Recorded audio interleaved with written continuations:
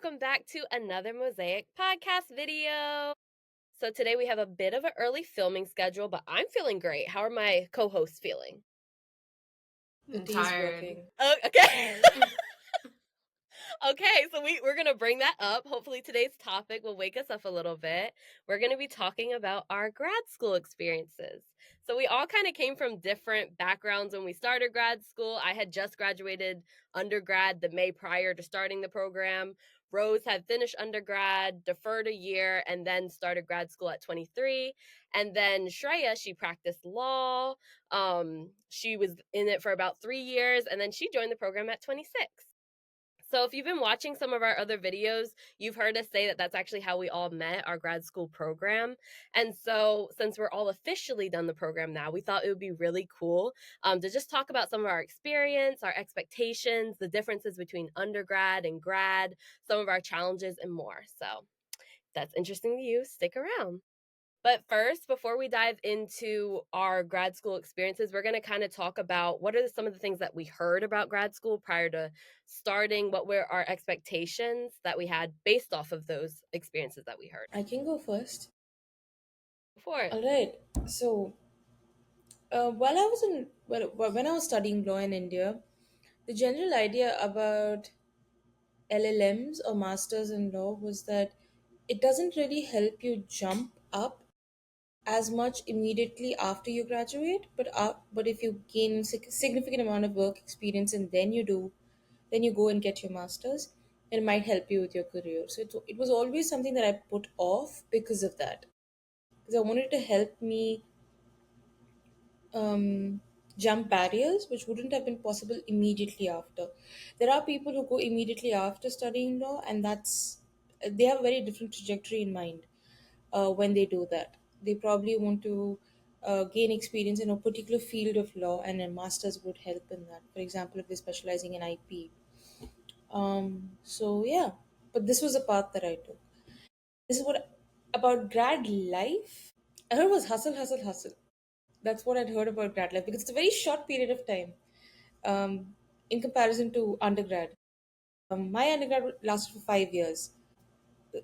It was a long period of time. You got time to settle in, muck up a little bit, make up for it, and then graduate, and still have enough time to graduate. In my case, it was a pandemic and graduate. Half a decade is a lot. So I'd heard that it was always really good. It's going to be really busy. You'd meet great people. You'll make great friends, but you'd have to stay focused on work. And I heard it would be really high stakes, high pressure. That's what I'd heard about grad life. Yeah. Fair. I'd also heard it's the last time you get to be a student unless you're going into the academics path. I always heard that it was just like so different from the undergrad experience in the sense that like you're on campus, but like you're disconnected because it's like you're just older and you're kind of like doing your own thing. And I felt like that was proven true. Not that I didn't like care to connect with like campus and everything. It's just that the undergraduate experience is just so unique. And it's like you're 18, you're like finding yourself, you're learning yourself. And not that you have it figured out by grad school, but it's like I just feel like the priorities are just kind of different.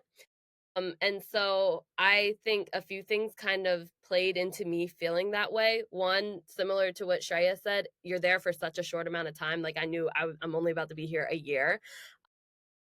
And I started grad school, as I said, directly after undergraduate. And I felt like I came in still kind of burnt out from my senior year. So I was like, I'm not trying to do the most. Like, I'm really in here. I'm going to like get my education. I'm going to help get my career started. But I just didn't really feel the need to like completely immerse myself into the campus culture and everything. And so I even like some of the things that I used to do like undergrad, I just didn't do. Like I never went to a sporting event at our university. I wanted to, but I just never went. Also it's like New York, where's the stadium? Where's the that always I still don't know where they play. But that was just something that I never really did. Also, homecoming I remember I know where we were during homecoming. We were sitting in class all day for that weekend. That's exactly where we were.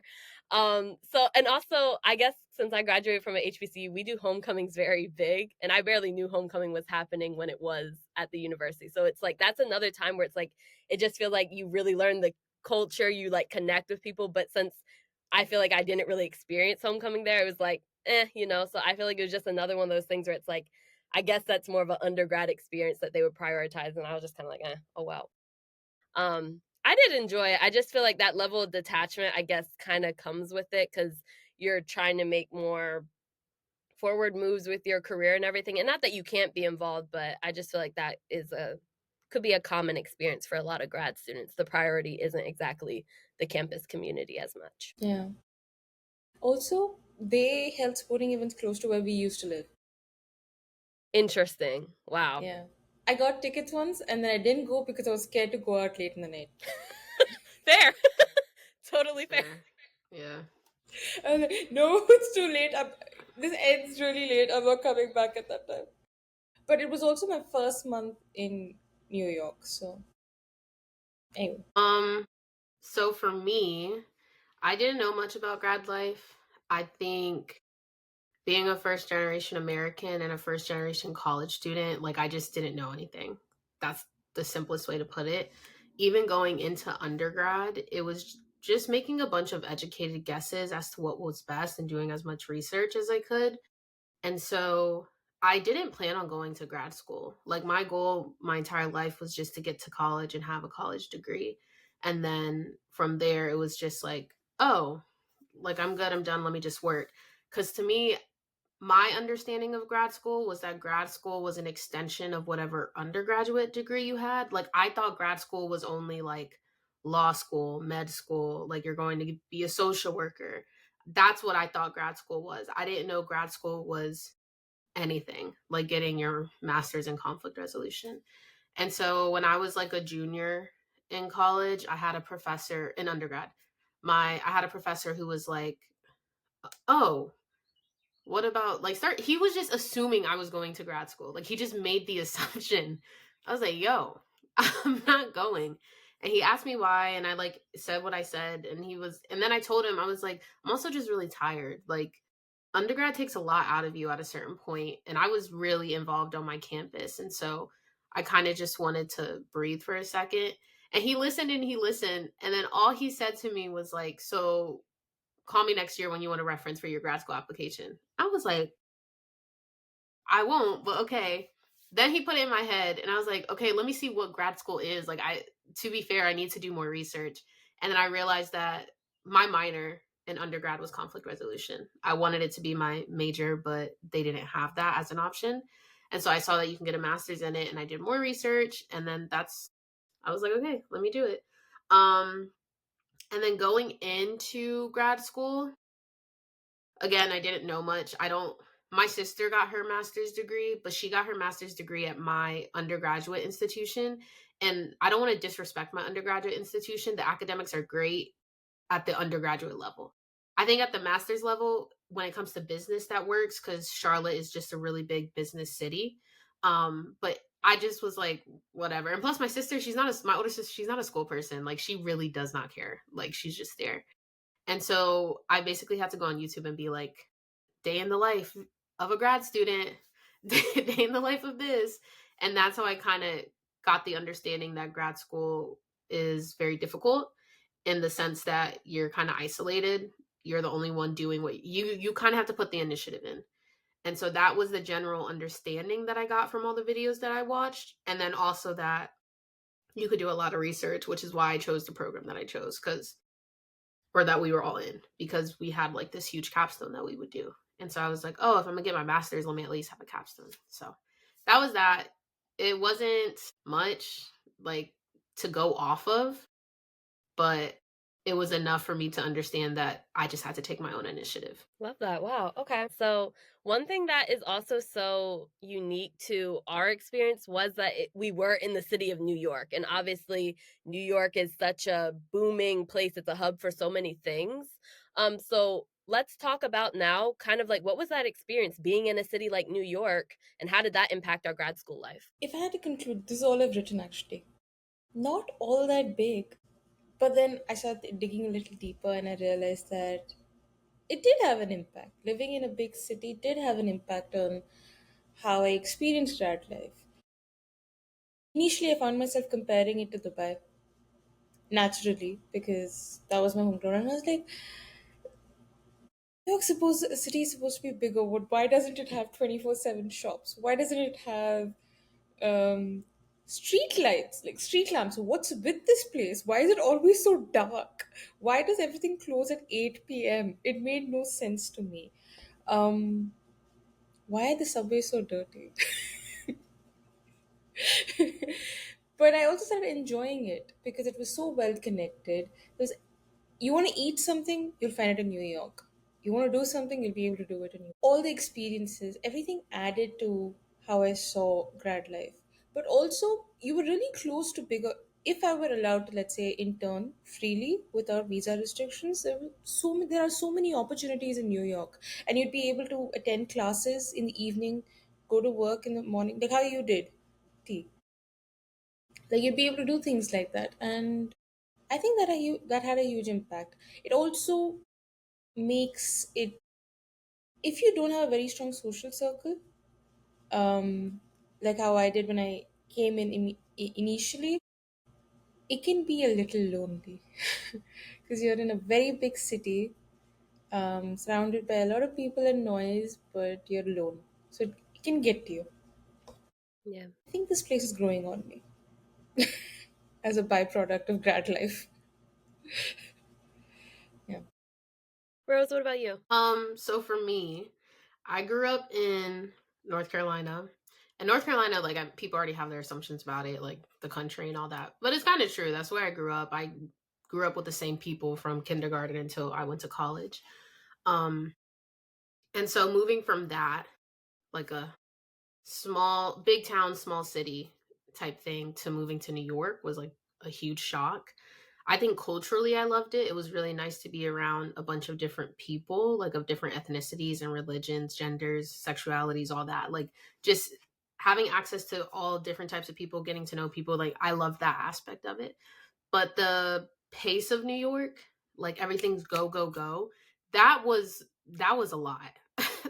That was crazy. And I'm with Shreya because when I first moved to New York, it was like the city that never sleeps. And I'm like, y'all are asleep at midnight. Like, what are you talking about? But as I lived there, I started to understand. I think it's the city that never sleeps because everyone's always going. Like, everyone's always working, everyone's always out with friends, everyone's always doing something. Hmm. And you can't really afford to just slow down. Like, I feel like where I grew up, I could just breathe. I could just go to a park, sit down, and like be at peace. I can't do that in New York, right? So I think that was very difficult because I was working a full time job my first semester. And the first semester is the hardest semester in our program. Like they just like bombard you with everything. And so most of my experience with New York was really limited those first, what, 4, 5 months, I Hmm. guess, something like that. Because I'm working from 9 to 5. Well, let's be honest.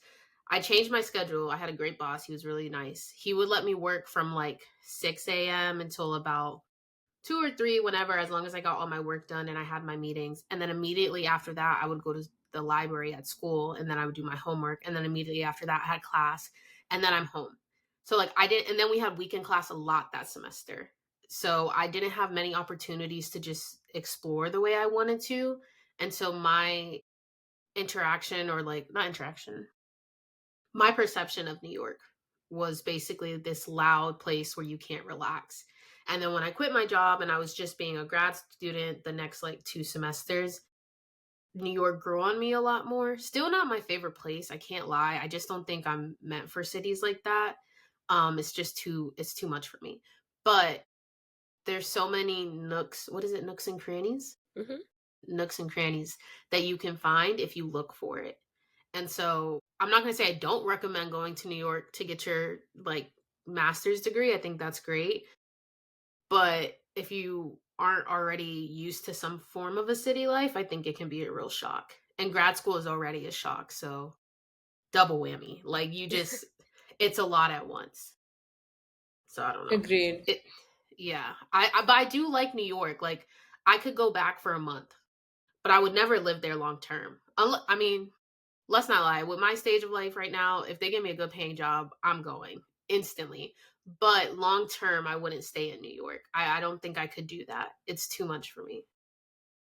Yeah, I agree. Whenever people ask me like, "Oh, how's New York?" I'm like, "It's cute for a short amount of time, but I'm not staying here." So I have to agree. I think um New York is so big, but at the same time I felt like I explored so little of it. Um like the fact that I only went to Chinatown once in the entirety of my time being there, and it wasn't when I lived there, it was when we came back to visit Shreya. Like that was the only time I went. I felt like I had to take time to adjust. Like obviously I'm used to living somewhere where I can drive, and that was so having to rely on public transport and like a shuttle, that was just something that it felt a little restricting. And also, I had boundaries for myself for my own safety and like comfortability. I didn't like being on the subway after a certain hour alone. I had to be with people if I was going to get on after like 9 or 10. Um, so that was an adjustment, and it's just a lot going on. As Shrey and Rose both said, it's like you're this one thing in this big machine that is New York, and it's like really daunting. So I immediately spent way more days in my apartment just to myself than I should have. I should have walked around and like experienced it and seen the neighborhood and everything. Um but yeah, as I said, it's just such a great hub, especially like for my intended career. That's kind of where it is. There's just so many things to do, so many opportunities. I really appreciate, especially with our universities, with it being in the city, there are so many things they could offer us: speaker events, networking events, both within the university and also with like industry professionals, which I thought was great. Of course, Broadway shows. Like I have never been to that many Broadway shows in a short amount of time, and I loved it. I loved all of them except Book of Mormon. Moving on. I also really enjoyed like the fieldwork opportunities that our program had. I didn't do any of them, but I thought it was great that they had it, both in New York and then around the world. So I just thought it was really a cool experience. And even we had this I don't want to say the actual name, but career design lab. It was something that students could go to kind of like get help with like career and stuff and everything. And their offices are in Times Square. So I felt so important in my little business suit and walking through like, oh my goodness, I'm among like the working class and I'm like going somewhere too, all professional, all dressed up in Times Square. So I feel like it's such a cool thing. But yeah, it's not for everybody, but it's a necessary, not, let me not call it evil, but it's necessary, but it's an experience. New York, New York. I was gonna say, like I realized this about the two of y'all, like maybe towards the end of second semester. Y'all really did not explore New York as much. No. Like I explored, and remember I said that first semester I couldn't do as much. I explored more of New York than you guys by the time we started like doing stuff together that summer. And I Yes. was just so surprised because I was like, and we all said it, like New York is a lot, it's overwhelming, but it's New York. Like get out, go somewhere, do something. So I feel like towards the end we did a lot. Um but I also understand because it is kind of like it's not worth it sometimes safety wise. Sometimes like Mhm. but at the same time again it's New York. Like there's so many experiences I had in New York where it's like wow, this would only happen in New In New York York. City, nowhere else. In all fairness, I'd already visited once, like 5 years ago, now 7 years ago. So I'd already done all of it then. But not like the touristy things because I don't think I did any touristy things. I went to the 9/11 memorial Hmm. because my roommate wanted to see it. But other than that, like I'm like the little things. Like oh, I was gonna say the name. Like the bar by my place. Remember we went there a Yeah. few times? Like it's finding little places like that. But Mhm. again, like y'all don't have to justify it. I completely understand. Yeah. New No, but I York agree is a with you. lot. I was just so surprised when we were like hanging out more in the summer because we had more time to, and y'all were just like, "Oh, I've never been." And like when T says she only went to Chinatown that one time, I was blown. I visited all the towns in New York. I made sure I went to all the towns to see everything. But again, I understand. I was just so shocked, like surprised by it. Yeah. Honestly, I feel like that was one thing that I tried to work on, but it didn't fully manifest. Like taking myself on like solo dates and stuff. I just couldn't. I just it was a lot to for me to just go out and have a day by myself. I need companionship. Like I just but yeah. So yeah, that was interesting because I do think like the New York aspect is such a big part of it. But moving along, let's talk about why did we pick the program that we were in and did we like our experience? Everyone's face is And like,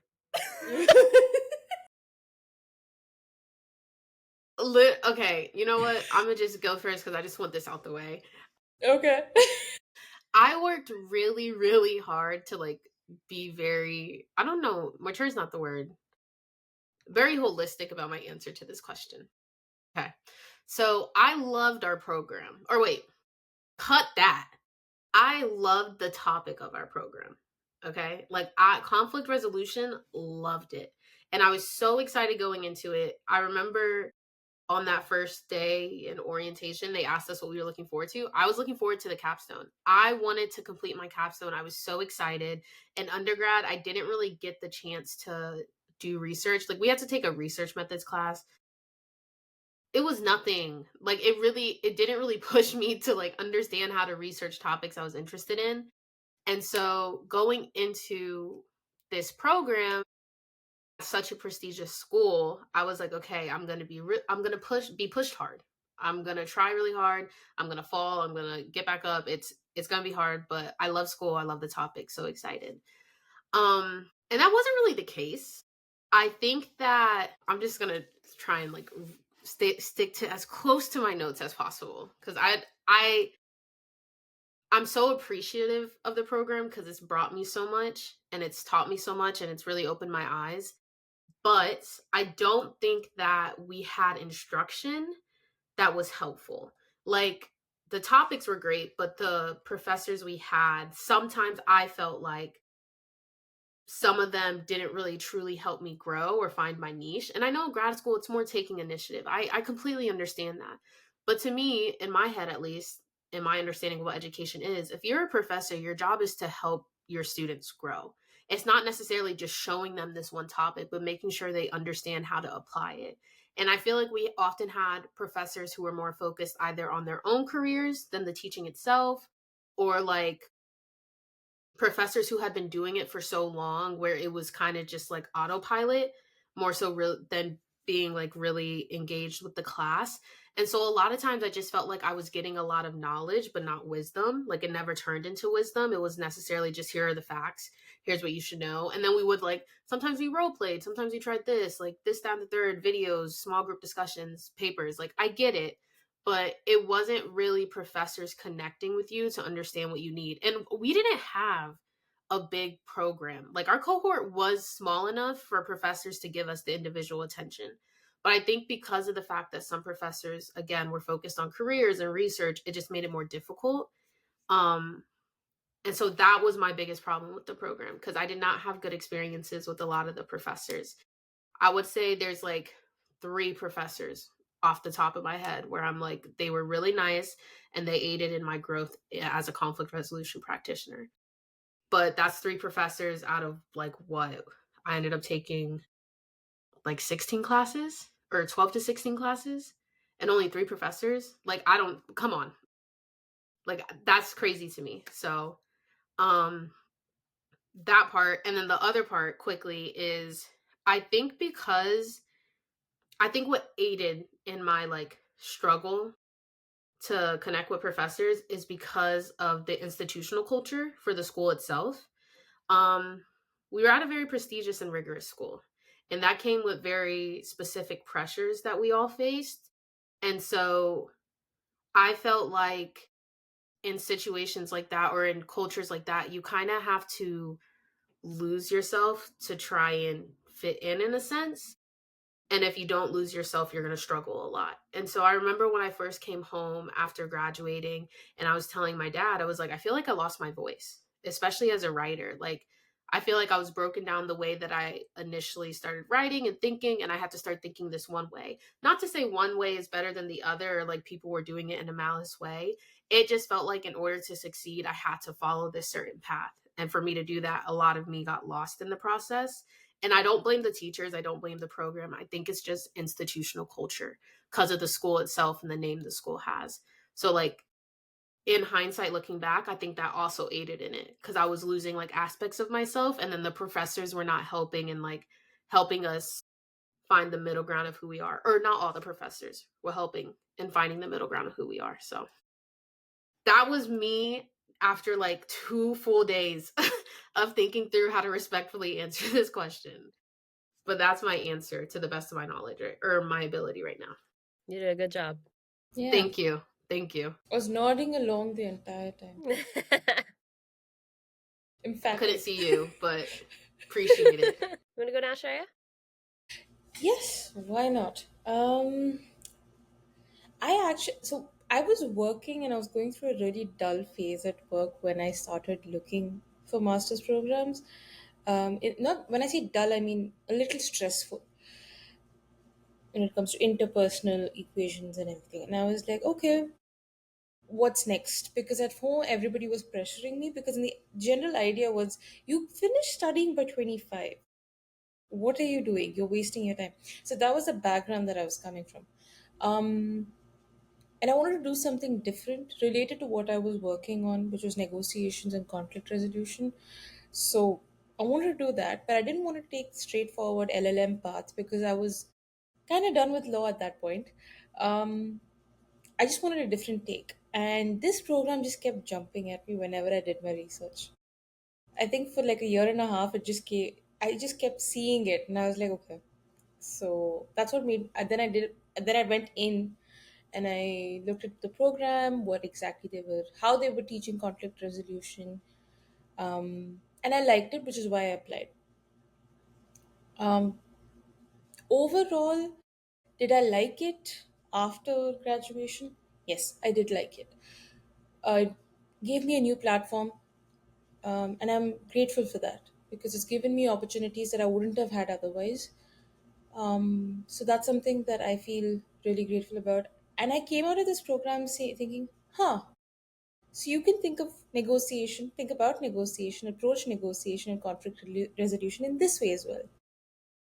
You know, it opened my mind to different possibilities. Legal education usually makes you look at negotiations or any conflict in a very straight way. It does not give you a lot of room to maneuver.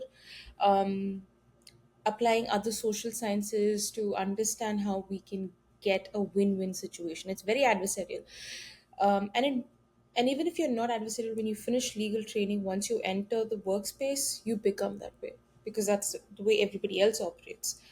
Um, so this was a very good change, and I think I've grown as a conflict resolution practitioner because of the program.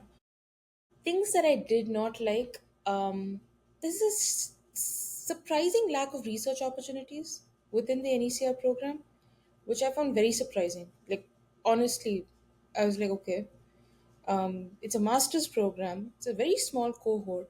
Why exactly is there such a dearth of research opportunities? I think a few of them came by, but not exactly related to NECR. And I found that to be something that I didn't like about the program. The fact that you say that it's supposed to be more um, multi-sectoral and including different kinds of perspectives in it, but that's not what's happening, and I didn't like that.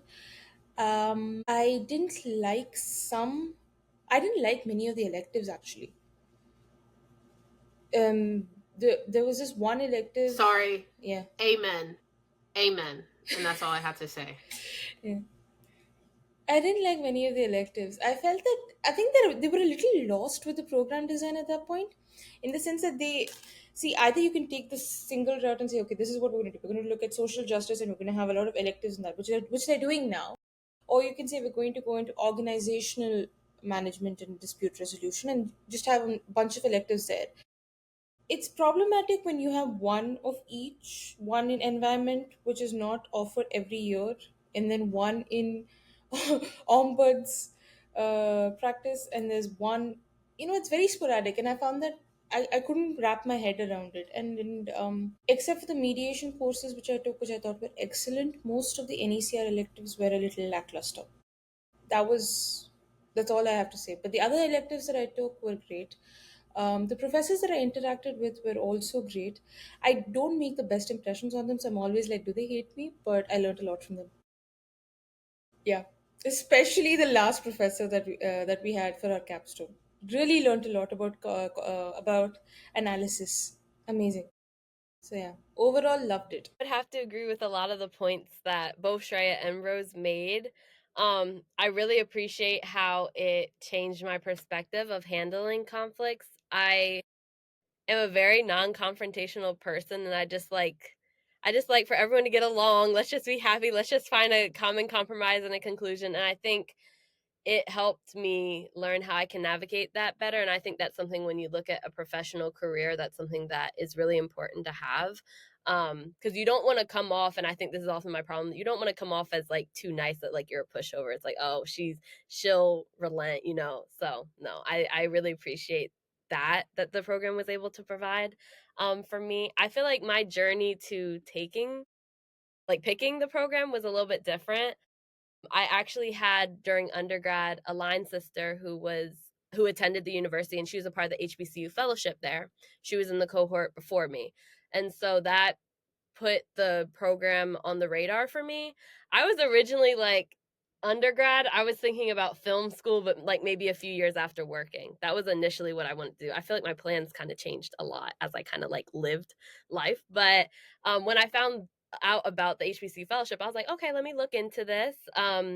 And so I applied and everything. You had to first get accepted into the school you want and then get into the fellowship. And you have to wait like 3 months to find out. So I wasn't going to go to the school if I didn't get the fellowship because a lot, but it's a lot. I didn't want to see that debt on my bill every month. So I actually had like three top choices for programs because there were only certain programs that you could do through the fellowship. My top choice was actually Stratcom, not conflict resolution, and then my last option was the nonprofit organization program that they also had. The only reason I didn't do Stratcom was because you needed to take the GRE in order to apply. And great, I'm a great student, great extracurriculars, high GPA, but the SAT I just didn't test that well, and I didn't really want to do standardized testing again. That just wasn't something that I wanted to do. So I said, you know what, I won't do Stratcom. I just felt like Stratcom would align more with the actual jobs I was going to try to go for after. But conflict resolution, in my mind, I was like, that's something everyone kind of needs, and it can help me grow more of the professional skills that I needed, not exactly the career path I wanted to take. But I was still excited to take it. I thought it was really cool. Um, so yeah, not like it was my second option, but I guess it kind of was. So I took conflict resolution. I'm happy because I think it was really great for my development, and of course, I met these guys. And what more could you want? I think it turned out pretty good. But yeah, overall, the program, I have to say the point about the electives, my favorite electives were the non conflict resolution electives. I had a ball. I love those professors.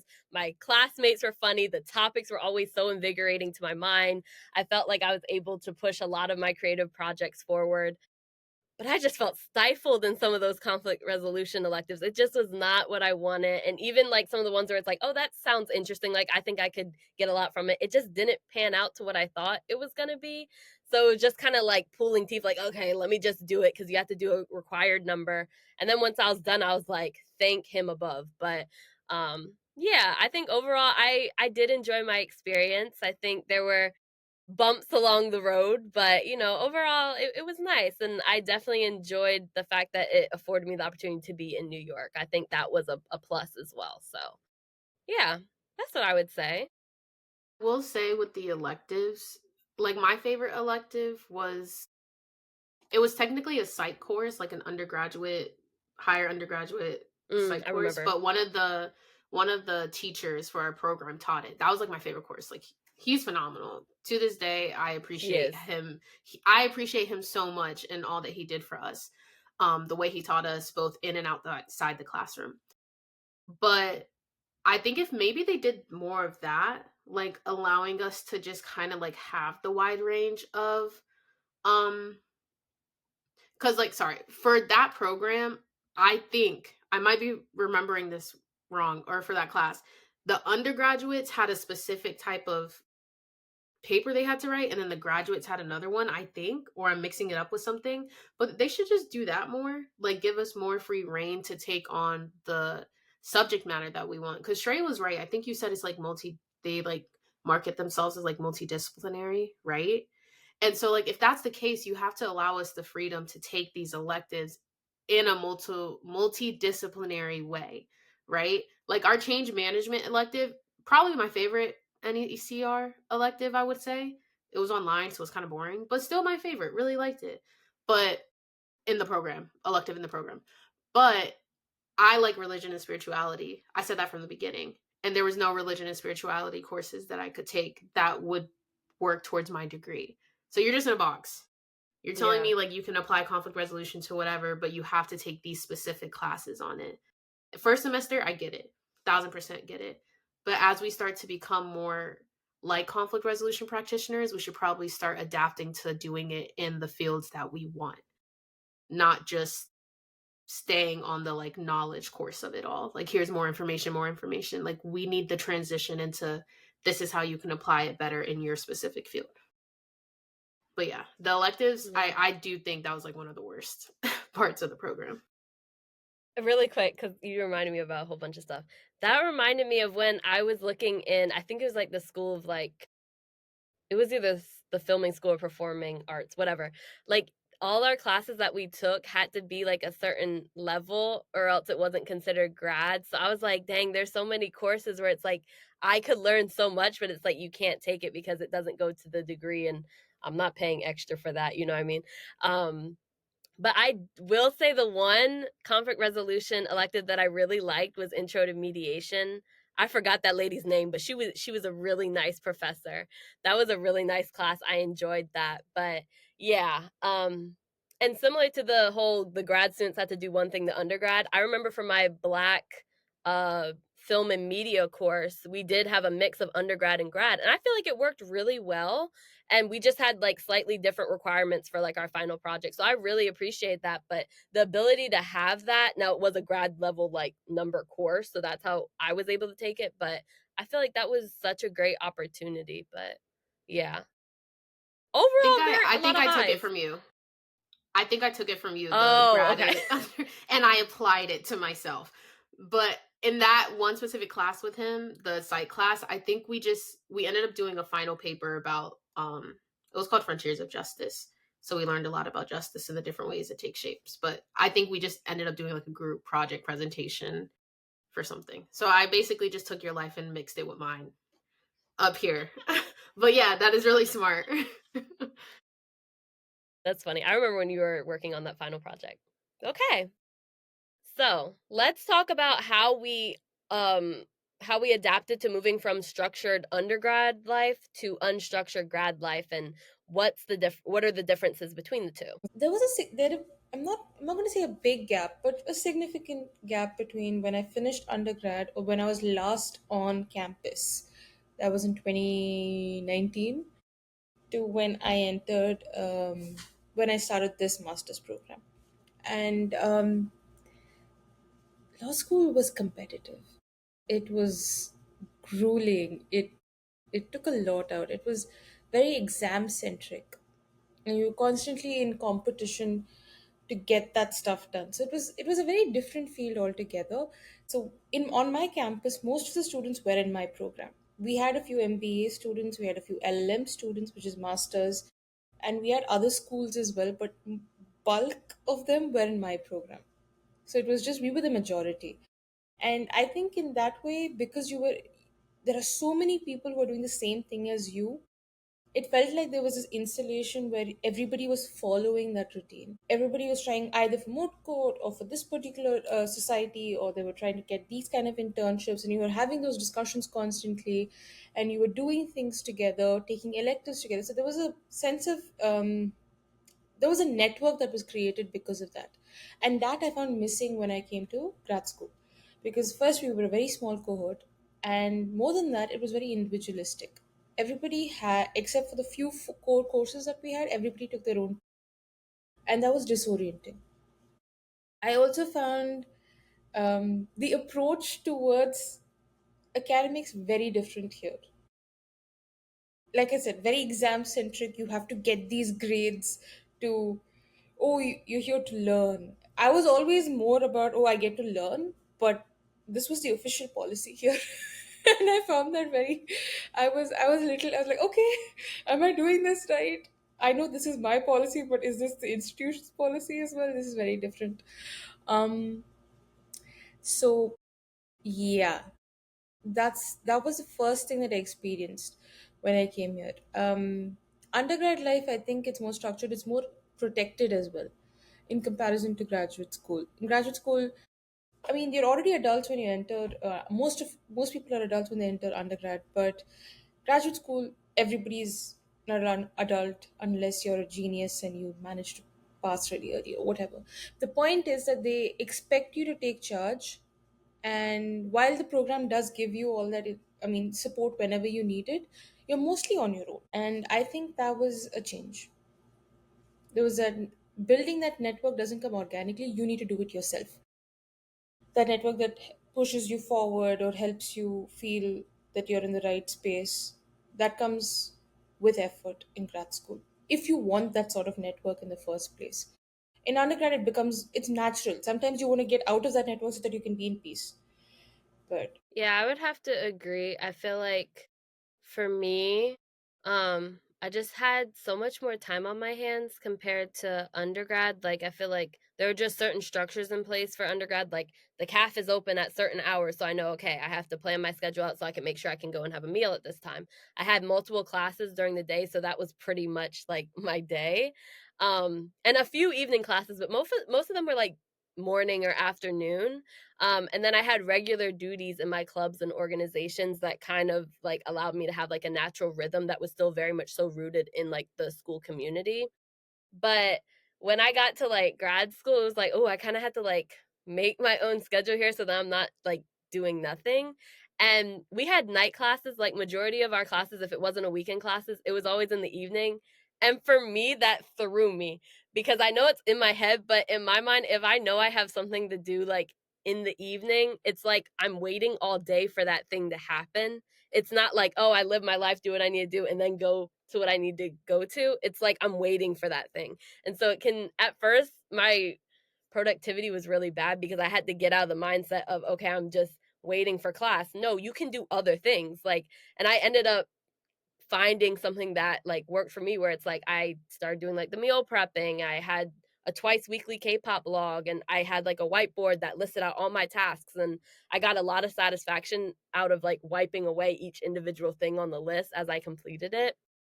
So that just kind of like worked for me, but the time management, like I always said I was really good at time management, but I really like had to put my money where my mouth was with that like when I got to grad school because it's like I had to be like, okay, prove it. Do you really have time management skills?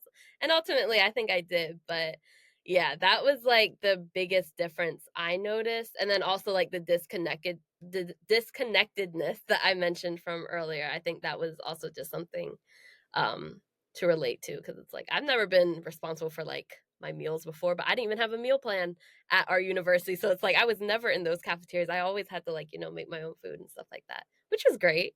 But yeah. Okay.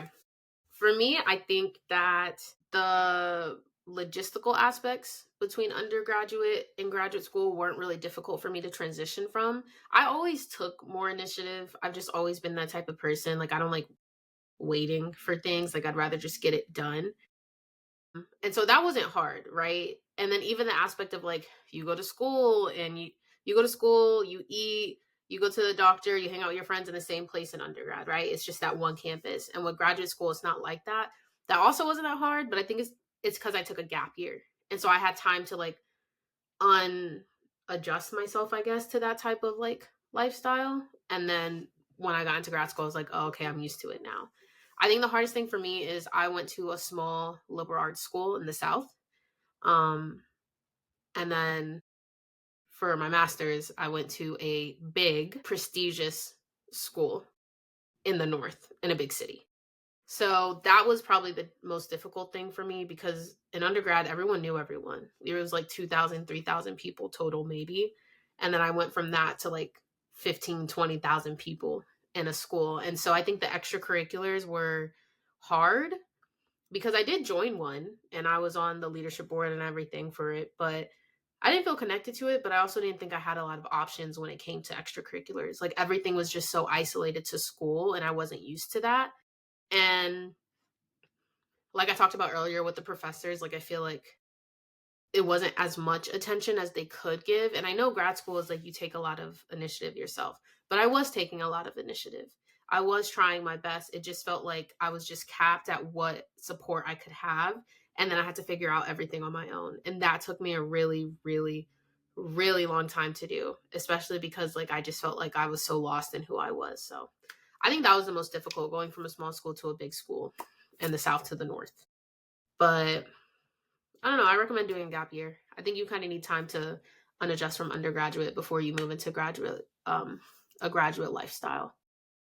That's really it. And while we're on the topic of like some of these differences that maybe presented challenges, let's get more into like what was the more challenging aspects of our program, and what was the most challenging aspect of the grad school experience as a whole. For me, it was getting used to the small cohort size. That was something I really struggled with.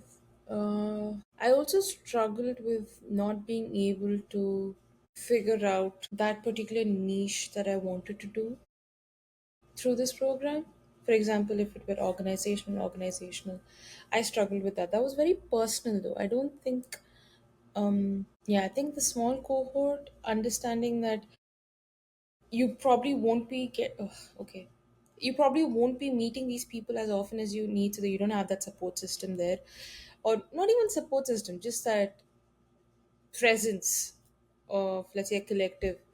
That was something that really I'm not bothered me, it was different, and it took a while for me to get used to it. I wouldn't say that it bothered me at the outset, just it took a while for me to get used to it. It wasn't a pleasant experience.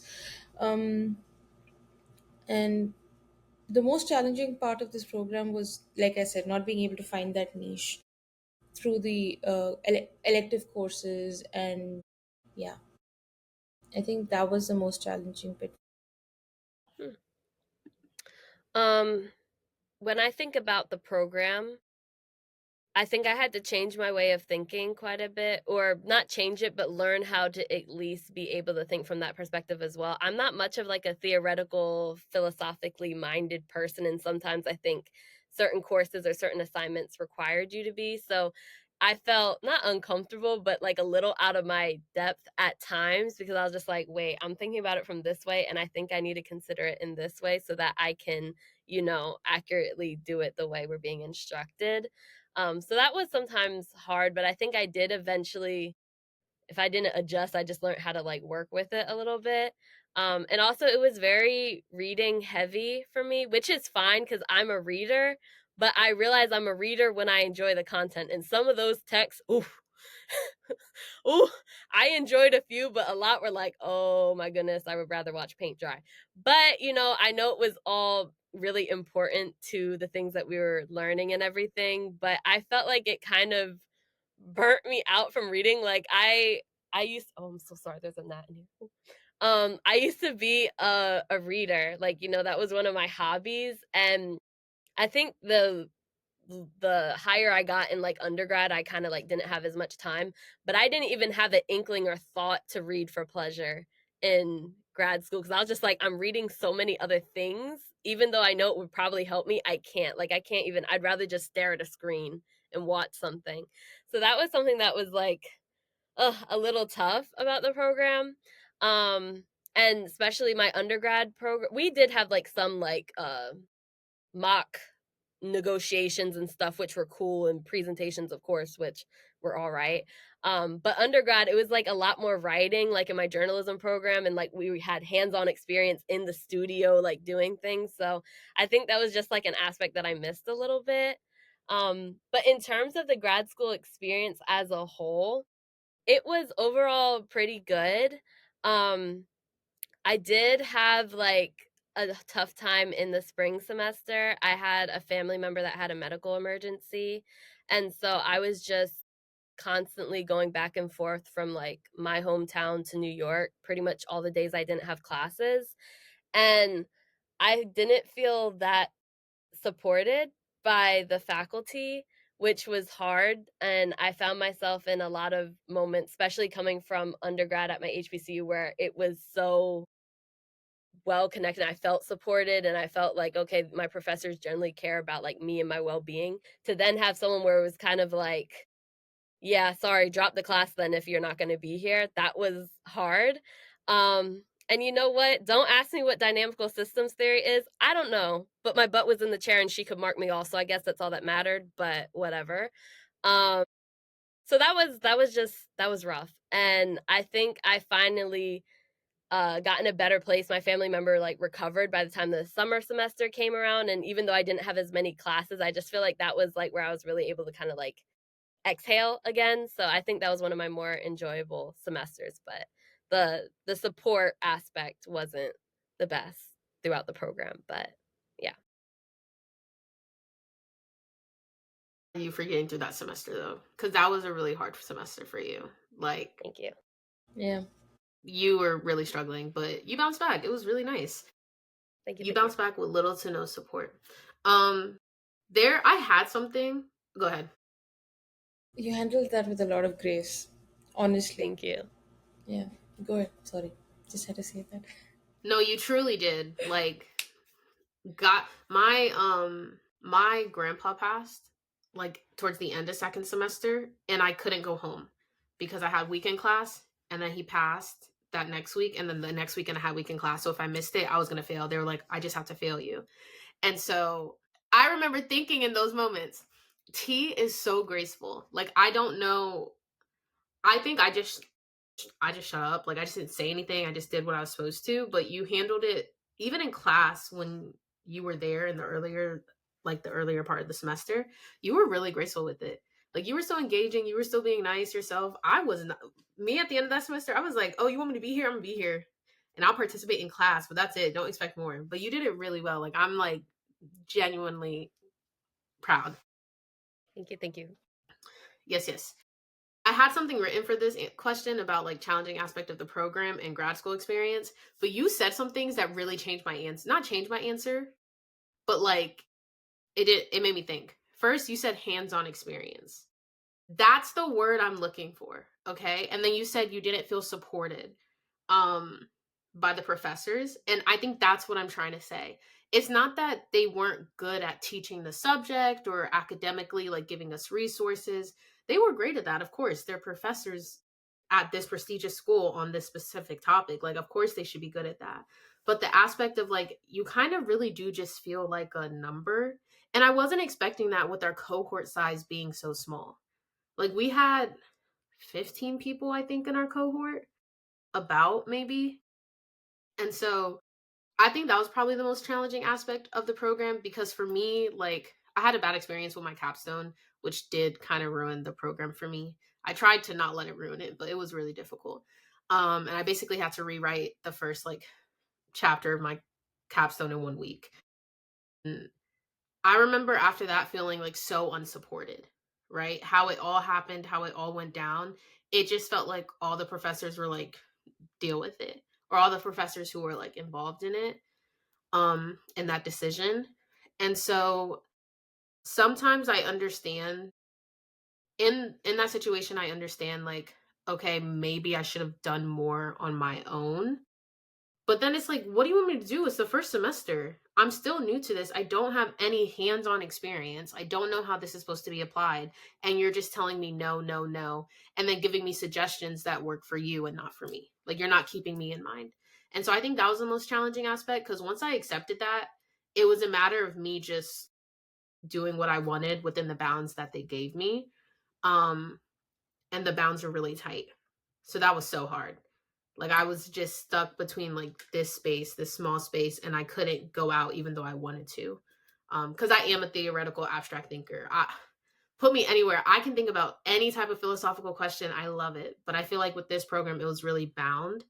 Um, in the opposite way that T was talking about too. So you're kind of stuck. You're kind of stuck. That was difficult. And then the most challenging part for grad school was navigating relationships. I feel like by the time you're in grad school, you've already made like lifelong friends, like in high school, college. Not that in grad school you can't, but like you've had those experiences that have bonded you with other people. And so going into grad school, like I knew I needed a support system because I didn't know anyone in New York, but I also didn't care to make friends because I was like, I already have a bunch of friends. And having friends is tiring. I don't know about y'all, but like for me, like it's a lot of energy to have a friend. Um, and then on top of that, I feel like I'm not, this isn't like to be rude. I don't know how to word this. Let me know if it is rude. But I feel like a lot of the people in our cohort, if not most, weren't really, they were kind of like, hidden.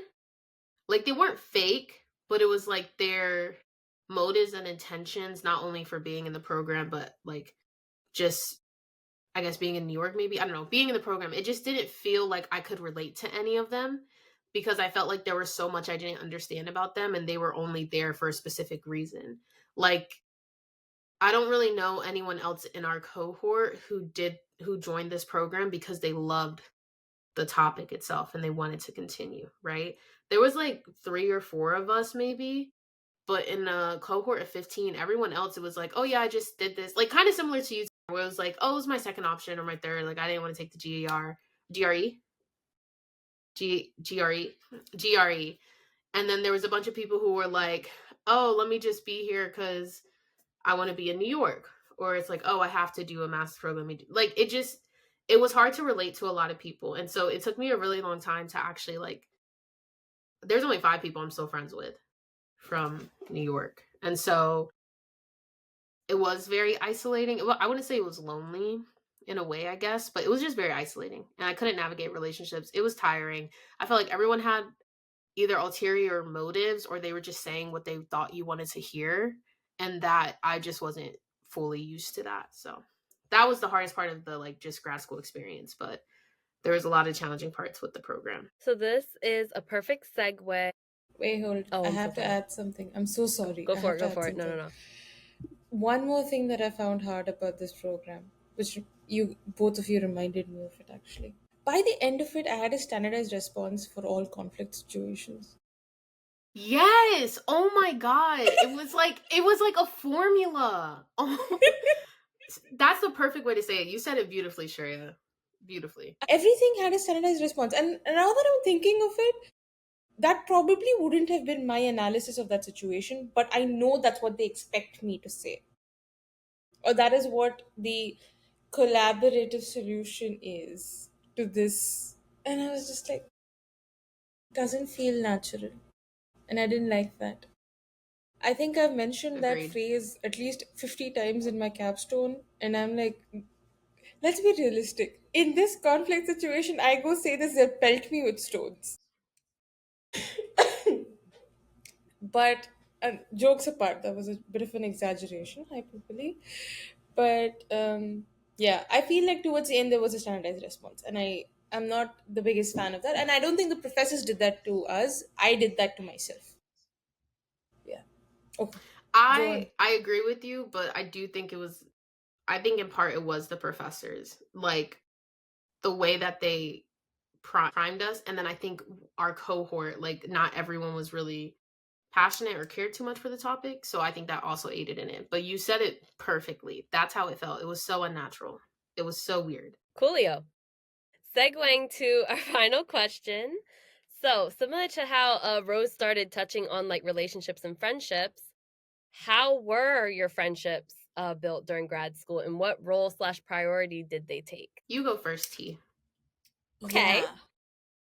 So, prior to the program actually starting, as I mentioned, I was a part of the HBCU fellowship. I knew my fellowship people before I got to New York because in our program we started having meetings.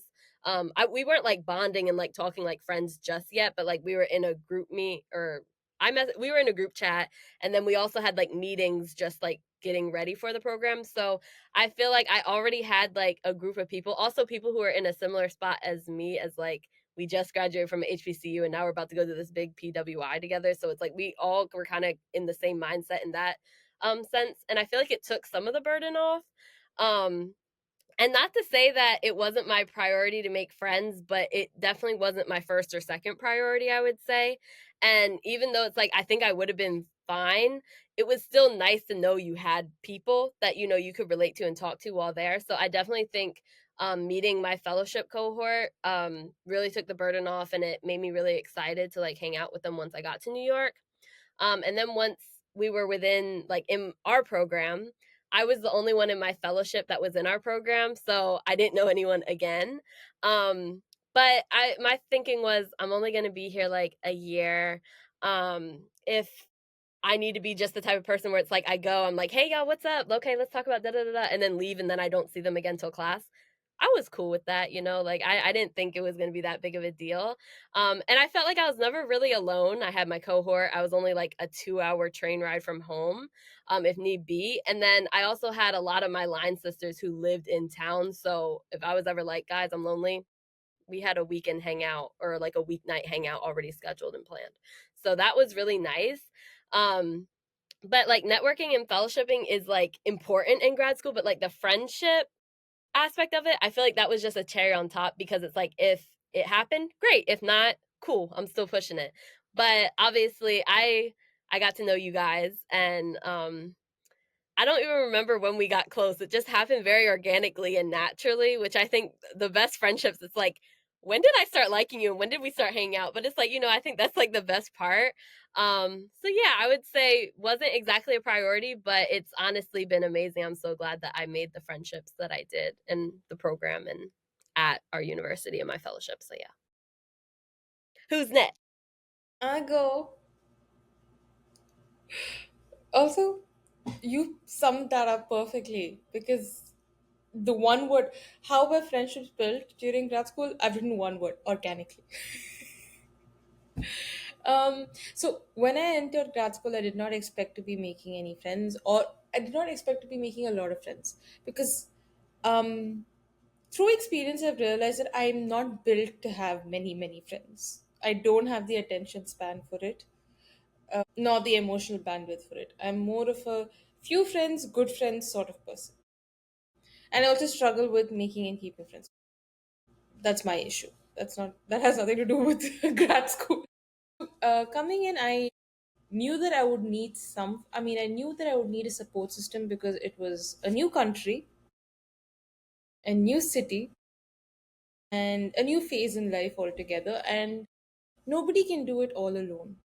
You need somebody or the other to back you up. But friendships weren't my main priority. I thought it would happen organically, which it did. I met some incredible people and we started hanging out gradually, and then, like you said, when did we get close? I have no idea. It just happened, and I'm very grateful for that. But when I came in, I didn't think it would be a huge priority because I was trying to learn from my mistakes in undergrad, where I placed too much importance on friendships. And I was like, that's not what's important right now. You need to focus on school and advancing your career. These are the important factors. That's what you should be working on. And I think I did that for the most part. Um, yeah. So, not very important, but I did realize the role that it would play in making sure that I was healthy mentally, physically here. Friendships. Yeah, in short. Okay. I think for me, one thing I haven't brought up this whole conversation is I struggled a lot with my mental health in New York, a ridiculous amount more than normal, because I've always struggled with anxiety. That's kind of just something I've gotten used to since I was like a kid. But with New York, like the city being so busy, like I was just always hyper vigilant, and then um I was always overwhelmed because I was working and I had school. Like at one point I had a full-time job, a part-time job, I was a full-time student. Like it was just like I was just always going. And I loved what I was doing, but I think the problem was I'm an ambivert. Is that how you say that? Like introvert, extrovert, mixed? Omnivert, Omnivert, ambivert? something like that. I You think it's understand. Okay. ambivert. Ambivert. Ambivert. Yeah.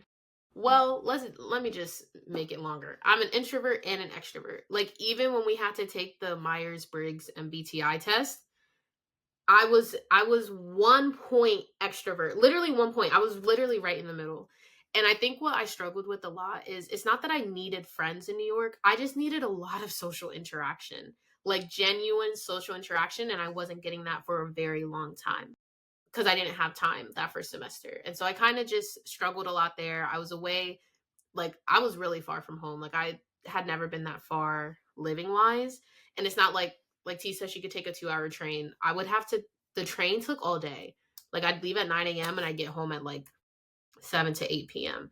Or I'd catch a flight, and flights are expensive. So I didn't really go home a lot. And it took a while for me to start having like consistent social interactions, which is what I needed. And once that started happening, I felt a lot better. So I don't know if it was like I didn't prioritize friendships similar to y'all, it just kind of happened organically. But I think that like y'all said y'all don't know when we got close. Me personally, I think it was second semester. Like we were friends first semester, but I think second semester we spent a lot more time together. And I think because of that, that kind of started playing a role in my mental health of like, okay, I'm having more social interactions. So it's not always go, go, go. Right. Like I have times where I can just be myself and like not have to worry about saying the right thing or what does dynamical systems mean or negotiation or what type of restorative justice do you want to use? Like I could just let's talk about Hamilton. Let's just go sit down at a bar and play some games. Like I was able to just relax. And that's the role that I started to take. Because going into grad school, it was kind of just like, friendships. Like I don't need friendships, but I did need social interaction. And because of social interaction, I made friendships. So please prioritize that. That is very important. I don't know how you did that. A part-time job, a full-time job, and school. Did it with little to no sleep. Literally, That's the readings were the worst part because I love reading and I loved what we were reading, the topics. There wasn't many readings where I was like, "Oh, this is so boring." Maybe the one about animals, but even that one was really interesting.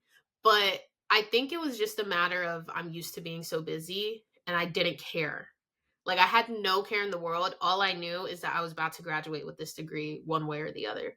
So I had to get it done. And then when I realized I needed social interaction to actually, like be a human being and exist, that's when it started getting easier. And then it wasn't as like draining to be working and being a grad student, if that makes sense. Like it's just balance. And I didn't have balance at first. I was just go, go, go because I didn't care. But you kind of have to care so you can like again live like a human being. It's funny you said you didn't like the articles with the animals. Those are one of the few I did like. It was kind of interesting. I just think it dragged on. Like it was like I get the point, okay? I got the point within the first like two paragraphs. Like let's keep going. okay. All right. So that was fun. Let's end this podcast with a little bit of a game. We have our segment, Grad Life. Would you rather? So each of us are going to bring up two would you rather questions, and we'll take it from there. Who wants to go first? Not me. Okay. Yeah. Okay. So my first would you rather. Would you rather have morning classes every day of the week or all day weekend classes every weekend? Morning classes every day of the week, any day. Amen. Literally. I wish we Those had weekend. oh my god, those were you had no time to breathe. And even with morning classes, like it's probably what 90 minutes, 2 hours. Like I can do that every morning. Those weekend Same. classes? Oh my Oh my god. god. Actually, also real quick, I function better when I feel like it's like, okay, I did what I need to do. Now I have the rest of the day ahead of me. I love that. Yeah. Agreed. The thing is, I've been noticing that I have this issue with for maintaining a routine when I don't have things to do the next day. That is something that's not flexible, that is rigid in the sense that it has to be done at this time, I have to be here at this time. So having morning classes would have been difficult, but it would have helped me feel so much better when I get out of that class. Like you said, you get out and you're like, yeah, I have the rest of the day now. I have so much to do. I have so much time.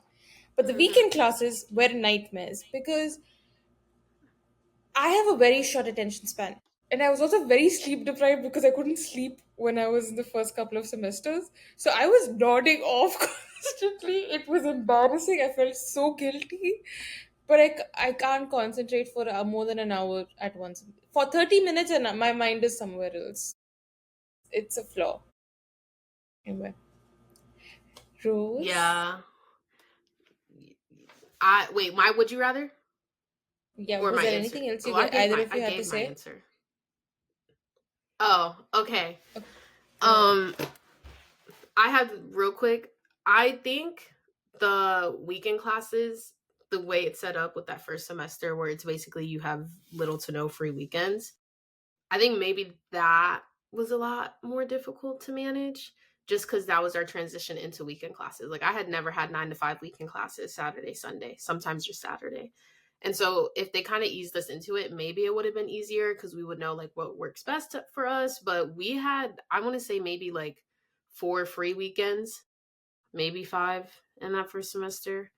Um, but yeah, I can do the morning. And I work better in the morning. Like I just do, even though I'm tired right now, like I'm happy we're doing this now so I can just do whatever else I have to do later. I don't like when we have stuff like at like 3, 4, and y'all know my brain turns off at a certain time. Like it just doesn't work anymore. So It good do. question. Okay. But also, I said I it. have to say, when I first found out about the weekend classes, I was like, class on the Lord's Day? I can't go to church? I was like, oh my God. It is like I remember when I would tell my friends back home, they're like, "You have class on Sunday? You have class on Saturday?" I'm like, "Yeah." And it's not just like a 2 hour class. It's 9 to 5. It's like a workshop. The entire day is just taken from you. Oh my God. And I don't mind it actually. I do like the structure of 9 to 5 workshops, but all the time on the weekends, like it was too much. And I get some people in grad school are working. So like that's how they have to do it, but damn. No, but I didn't really like it. I mean, I enjoy workshops as well, but for some of the courses that we had, practical hands-on experience, or basically simulations, are very important. And when you pack all of them in one weekend session, I think it loses value because you're not practicing as much. It's like Agreed. you're doing it once and that's it. You're doing like five of them at once and you're done. And I don't think that helped the learning experience. I think if we would have had a few sessions spread across the entire semester, we would have retained more or learned more practical skills through simulations. But that's just only for those. Would you rather retake the Foundation's conflict resolution course or add another year to your program? Retake that Foundations class or add another year? You know What do you what? mean by add another year? To me, it's like you retake that Foundations class or you just add another year to the program where you have to take a bunch of classes in order to graduate. Like there's a few more credits that you have to add on that you have to do. Foundations again. Oh, I'm adding that other year. Pronto. It Go ahead. depends on what classes. Wait, Yeah. wait, I have a question. A follow up question. Would this mean that I'm doing over foundation year, but I know I'm doing it for the second time? Or does it mean that I'm doing it again, like a waste of money, and I'm doing it again? And everybody knows I'm doing it again. Which is it? That part. Like you're just retaking it. That what? The second part? And everybody knows? Then I'd take an additional year if I had to choose between the two. I'm going to take another year. I'm almost a year out now. Not much is happening. Might as well be in school, you know, because I'm not going back to foundation. So, yeah, I'm going to take another year. I'm going to learn up more. Be just fine. What about In you, my Rose? head, okay. In my head, I think that I would add another year mainly because I think it took a year for me to adjust to the program itself. So having another year to be able to like navigate it and pick the courses I wanted, that I would just take the other year. I'm not taking that foundations course again. I'm not. I don't think there's like one thing I remember from that course, like off the top of my head. One, and it's because I wrote a paper on it about it from a movie that I watched. Like that's it. But I'm not taking that course again. It was just a bunch of information that sat there until I needed it. Could have just given me a folder. Okay. All right. I'm gonna go with my question now. Everybody ready? Okay. Take capstone 1 or capstone 3 again. But it could be that I'm talking about, you can take it in terms of the same instructor, take 1 or 3 again with the same instructor, or it could be a different instructor. But just the experience of capstone 1 where you're picking your capstone and you're starting your research and doing all of that, versus 3 where you're finalizing things. Which would you prefer? Capstone 1. Um, because I feel like that's just exciting. The idea of let's restart again, the whole finalizing and fixing and getting ready for the presentation. I don't want to go through that again. But the excitement of a new project and new research, I would go through that again. I picked the first one. That's where everything went downhill for me, but I really liked that first capstone. Like everyone, I feel like the general consensus was people didn't really like the class or the way it was being taught, whatever. But when everyone was complaining, I was having the time of my life. All those topics, like the abstract thoughts, I loved it. Like every single time in class, I enjoyed it. Um, but I wish I had more time to think about it going into it. So if I could retake one, I'd do that one. Because I think if I thought it through a little bit more, had more help in thinking it through, capstone 3 would have been easier. So I picked the first one. I have a very different answer. Same answer, but very different reason. I picked capstone 1 because it means that I'll take up a new topic, obviously, and I'll start my research because I love doing that. And because I'm doing a new topic, I get to go to the capstone 3. So I get to do both again. Anyway. You're cute. So She said yeah. loophole. Loophole, you guys didn't think of it. You pick one, you get to do both. That's fair. I Yeah. did not think of that. All right. So that wraps us up for this episode. I think it was a great episode. I've been waiting for us to talk about I've been waiting for Shrey to graduate so we can kind of just recap our entire experience. Because it was a lot. It really was. I don't know if you could hear that in the conversation, but there's a lot of things we haven't even added that we just kind of left out. But the experience was a lot, and it's nice to recap with other people who can relate. This is part one, though, of us talking about our grad school experience. In part two, next week, we're going to be talking about post grad life and kind of the transition of the expectations we have or had to the realities we're facing now. And then talking about how we felt after completing the transition, all that. So next week, we'll talk about post grad life and different things we learned and experienced. But that's it for today. Any last minute thoughts, questions, comments, concerns? No. But think about grad school before you reply. 1,000%. Don't rush into it, please. And do It's your a lot of research. money. Hmm. Yeah. Also, because I'm sure, at some point when people are interested enough to actually know what school we're talking about, I'm sure you'll figure it out on your own with the clues we've given you. Netizens are Not really smart that intentional. way. It's not intentional. We're intentionally not saying it because it's our experience and we don't want to reflect poorly on the school. But the school, let me know if this is how y'all feel because I'm just going to wrap it up. It was a great program. It was a great experience that taught us a lot. It just came with a lot of challenges that could have been avoided and prevented if it was more intentionally thought out, but by the different stakeholders involved. Yeah. That's just I a can. quick, Yeah. simple, there's obviously more layers to it, but I feel like that's what we're all kind of saying. Great program, great experience, learned a lot, but could have been better if it was if it was more thoughtfully thought out from the different stakeholders, Yes. including If the us, program including us. itself, yes, absolutely. Yeah, Including us. including us. Okay. Yes. All right, that's it. We'll see you next week talking about post grad life. Until next time, Stay curious. Stay true. and stay unapologetically you. Bye. Bye.